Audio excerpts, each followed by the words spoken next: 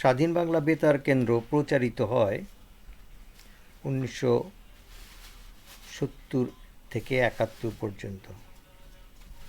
যেই ট্রাকটা radio transmission হিসাবে ব্যবহৃত হতো সেটা আমি শেখ মুজিব জাদুঘরে দেখেছি। সিম্পলি একটা ট্রাক, ওটার ভিতরে রাডার বসানো এবং বিভিন্ন ট্রান্সফর্মার, মাইক্রোফোন ইত্যাদি যা টেলিফোন ইকুইপমেন্টসে ব্যবহার হয়। এই যন্ত্রটা কে দিল, কোত্থেকে আসলো, কারা বানালো, কিভাবে একটা রেডিও স্টেশন পরিচালিত, এগুলি সব ভারতে, আসাম থেকে বা কলকাতার আশেপাশের এলাকা থেকে। এবং সেই অনুষ্ঠান শোনার জন্য সারা বাংলাদেশের মানুষ অধীর আগ্রহে কান পেতে বসে থাকত। যার একটা ট্রানজিস্টার রেডিও ছিল, সে মহা এক বিশাল কার্যক্রমে সে নিয়োজিত ছিল। সে নিজেও শুনতো, আশেপাশের লোকদেরও শোনাতো। আসলে স্বাধীনতা সংগ্রামের প্রচার কেন্দ্রে কি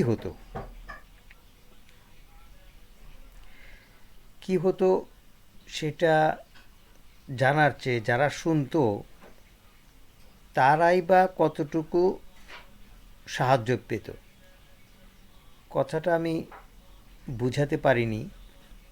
ঠিক এভাবে বলা উচিত যে মুক্তি সংগ্রামের মুক্তিযোদ্ধাদের রসদ জোগানোর যে মূল মন্ত্র, তাহা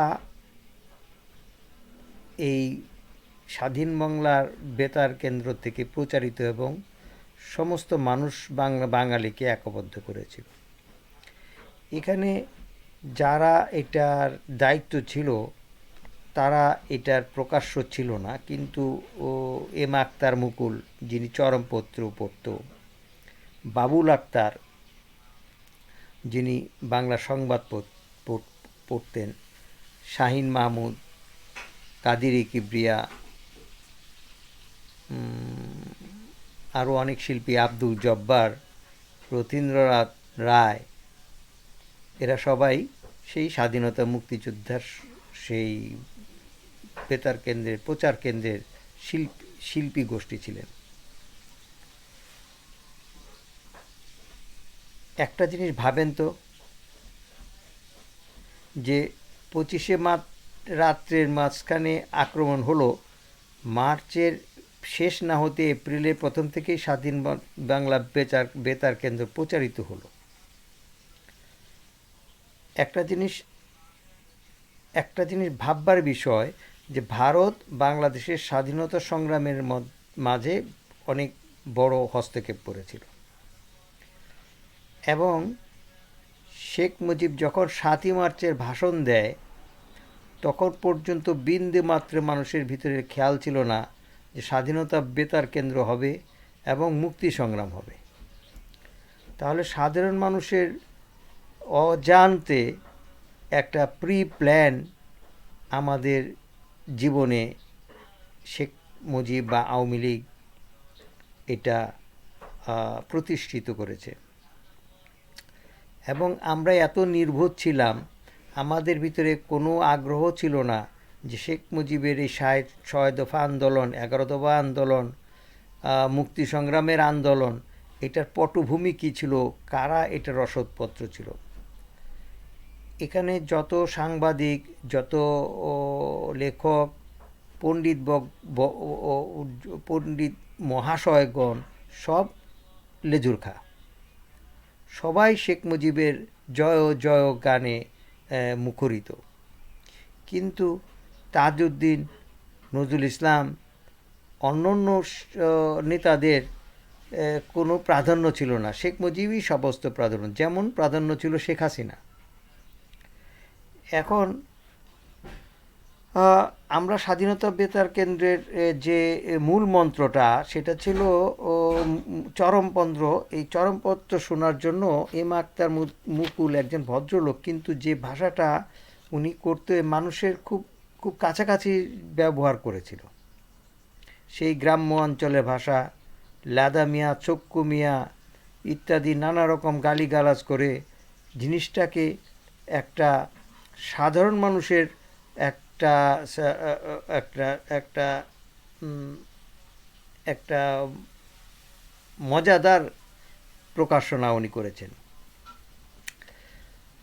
তো একজন শিক্ষিত মানুষ যদি একজন অশিক্ষিত লোকের অভিনয় করে তাহলে পুরোপুরি সে অভিনয়টা বাস্তবায়ন করতে পারে, কিন্তু একজন অশিক্ষিত মানুষ কোনো দিনও একটা শিক্ষিত মানুষের অভিনয় করতে পারবে না, কারণ সেই অশিক্ষিত মানুষের ভিতরে সেই জ্ঞানটা থাকে না, যা নাকি এম আখতার মুকুলের ভিতরে যা ছিল সাধারণ মানুষের ভিতরে ছিল না। সেই এম আখতার মুকুল যতই বক বক করে গেছে, যতই মানুষকে মিথ্যাচার করে গেছে, তাতেই মানুষের বিশ্বাস স্থাপন হয়েছে। কারণ একটা মিথ্যা কথা যদি 10জন লোকের সাথে আনুষ্ঠানিকতার সাথে প্রচার করা হয়, সাধারণ মানুষ দেখেই তা বিশ্বাস করে। একটা জ্বলন্ত উদাহরণ দেই, এই যে মাহফুজুর রহমান ও টেলিভিশনের মালিক, ওই ভদ্রলোক বাংলাদেশে থেকে লন্ডনে এসে প্রথমেই একটা সংবাদ সম্মেলন করে সাগর রুমি হত্যার কাণ্ডের একটা বিবৃতি দেন, সবাই শুনেছেন এটা। তাহলে একটা মিথ্যা কথাটা কিভাবে প্রচার করলে মানুষের মনে বিশ্বাসযোগ্য হয়, ওই সময়ের জন্য সবাই বিশ্বাস করেছিলেন, এবং তার আশেপাশে অনেক সাংবাদিকরাও ছিল, সবাই বিশ্বাস করছেন। কিন্তু আজকে দীর্ঘদিন পরে সেটা মিথ্যা প্রমাণিত হয়েছিল। ঠিক তেমনি আমিও বলতেছি, সেই স্বাধীনতা প্রচার সেই এম আখতার মুকুলের চরমপত্র টোটালি একটা মিথ্যা প্রোপাগান্ডা।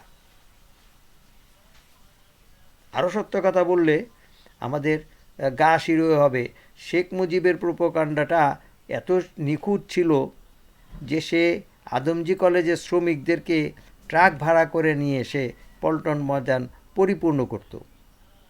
সেখানে ঢাকা ইউনিভার্সিটির কোনো প্রফেসর, কোনো ছাত্রদল, কোনো মহিষীরা উপস্থিত ছিলেন না। তেমনি আজকে দীর্ঘদিন পরে শেখ মুজিবের সেই 7ই মার্চের ভাষণের যিনি লেখক, তিনি আজকে প্রকাশে হচ্ছেন, কিন্তু যখন যিনি ভাষণটা যেই সময় শেখ মুজিব দিয়েছিল সেই সময় কারো নাম উল্লেখ ছিল না, অনুমতিও ছিল না। তো আমি এখন স্বাধীন বাংলা বেতার কেন্দ্র হচ্ছে একটা বিশেষভাবে সব বাঙালিদেরকে আহ্বান করতেছি, আপনারা ইউটিউবে ওই সমস্ত ব্যক্তিদের কথা শুনেন যা নাকি এম আখতার মুকুলের চেয়েও 100%, 100 ভাগ সত্য কথা বলে, এবং প্রকৃত আমাদের যা প্রয়োজন তাই উল্লেখ করেন। এখানে আমি আজকে বিশেষভাবে ঈদের রোজার মাঝখানে আসলাম। অনেক দিন আমি বিশেষভাবে ইউটিউব প্রকাশ করিনি, কিন্তু এই দীর্ঘ সময়ে প্রায় 1 মাসের মধ্যে অনেক কথা জমিয়ে আছে, সেগুলি প্রকাশ করার প্রয়াস। যেমন মোস্তফা কামাল সাংবাদিক, উনি ইউটিউব করেন, ইউটিউবার।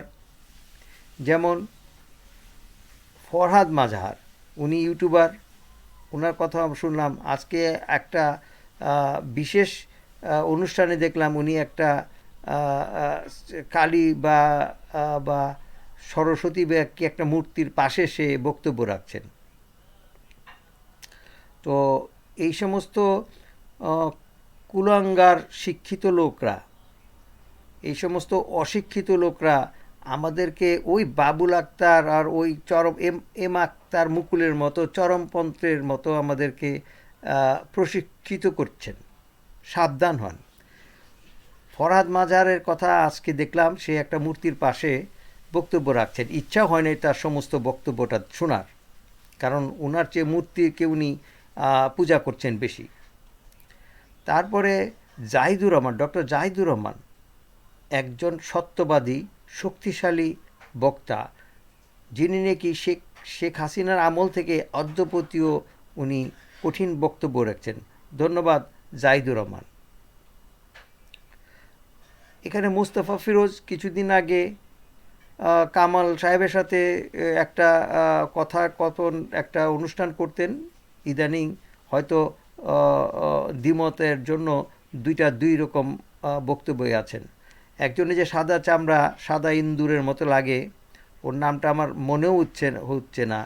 ও বেটা এত বড় একটা সাংবাদিক, এত খবর হয়ে আজকে খয়ের খা শেখ হাসিনার ব্যাপারে উনি আজকাল বক্তব্য রাখেন। কামাল, মুস্তফা কামাল, এইগুলা কিভাবে সমাজে মানুষকে মুখ দেখায় সেই চিন্তায় আমি করি। এত ইয়াং ছেলে, জোয়ান ছেলেগুলা, ঢাকা ইউনিভার্সিটির ছেলেগুলা, স্কুল কলেজের ছেলেগুলা গুলি করে শেখ হাসিনা মেরেছে, এবং তাদের পক্ষে এই সাদা ইন্দুর সেই মুস্তফা কামাল বক্তব্য রাখেন। আরেকটা আছে, ওইটার নাম তো ঠিক সময় মনে হয় না, ওইটার আমি পরবর্তী সময়ে বলবো। কর্নেল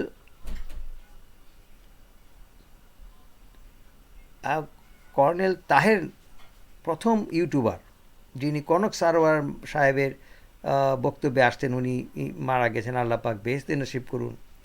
উনি আর্মিদের ভিতরে থেকে আর্মিদের সত্য কথাগুলি প্রকাশ করে গেছেন। জ্যাকব মিল্টন, যদিও ভাষাটা উনি একটু রূঢ় বলেন, কিন্তু উচিত কথা বলেন। আমেরিকা থেকে এই সমস্ত কথাটা বলাটা, এটা যদি না বলতেন তাহলে অনেক কিছুই গোপন হয়ে যেত।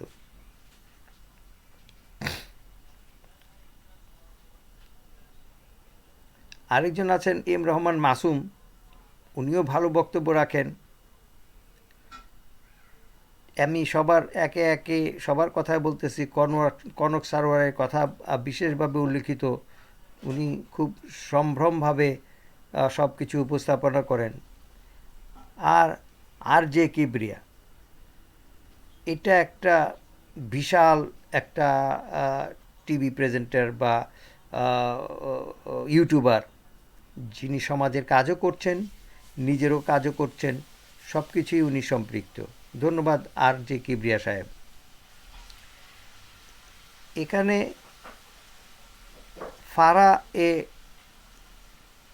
ফারাহ একজন আগে তদানীন্তন ক্যাডেট কলেজের স্টুডেন্ট।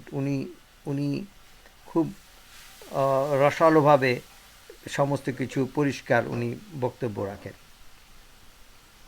পিনাকি ভট্টাচার্য, এই যে বাঘের বাচ্চা, বাঙালি হও তো এইরকম বাঙালি হও। বাঙালিদের ঐতিহ্য, সেই বাঙালি যে কি বাঙালি, সে কার কথা বলবো, সেই ভারত বিভাগের সময় ক্ষুদিরাম ছিল, তার অনেকটা জলজান্ত ইতিহাস আমরা পিনাকির হৃদয়ে দেখতে পাই। আপনারা সবাই ইউটিউব দেখবেন এবং ইউটিউবের সব কথাগুলি শুনবেন। যেমন ইলিয়াস হোসেন, ওনার বয়স আমাদের বয়সে অনেক অনেক জুনিয়র, অনেক অল্প সময়ে উনি সাংবাদিকতা করেছেন, কিন্তু আমাদের চেয়ে অনেক বেশি খবর উনি রাখেন। ওনার কথা শুনতে গেলে কোনো কোনো কোনো কোনো কোনো কারচুপি নাই, এত নিপুণভাবে উনি বক্তব্য প্রকাশ করেন, কল্পনাতীত। এখন স্বাধীন বাংলা বেতার কেন্দ্রের চেয়ে অনেক বেশি মূল্যবান আমার কাছে মনে হচ্ছে যে ইউটিউব এর সমস্ত বক্তাদের সেই বেতার। ধন্যবাদ।